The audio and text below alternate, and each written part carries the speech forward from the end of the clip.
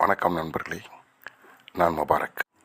கடலுக்கு அடியில் உள்ள எரிமலை, அதனால் என்னென்ன நடக்கிறது, பக்க விளைவுகள், நல்ல விளைவுகள், இவை எல்லாவற்றையும் பார்ப்போம். கடலுக்கு அடியில் உள்ள எரிமலை தன் கழிவை வெளியேற்றும் பொழுது அது கடல் வழியாகத்தான் வர வேண்டியது இருக்கிறது. ஆக கடலுக்குள் நிறைய கழிவுகள் கலக்கிறது. அந்த நேரத்தில் சில மீன்கள் செத்து கரை ஒதுங்கி இருக்கும், அதையும் நீங்கள் பார்க்கலாம். 5 வருடத்திற்கு முன் தூத்துக்குடியில் ஒரு 11 திமிங்கலங்கள் கரை ஒதுங்கி இருந்தன.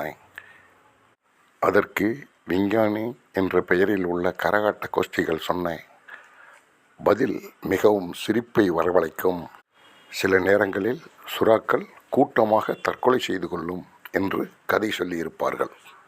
இப்படி நடக்கும் பொழுதெல்லாம் அடுத்த நாள் 7 ரிக்டருக்கு மேல் பூகம்பம் நடந்திருக்கும். அடுத்து எரிமலை கழிவுக்கு வருவோம். எரிமலை கழிவு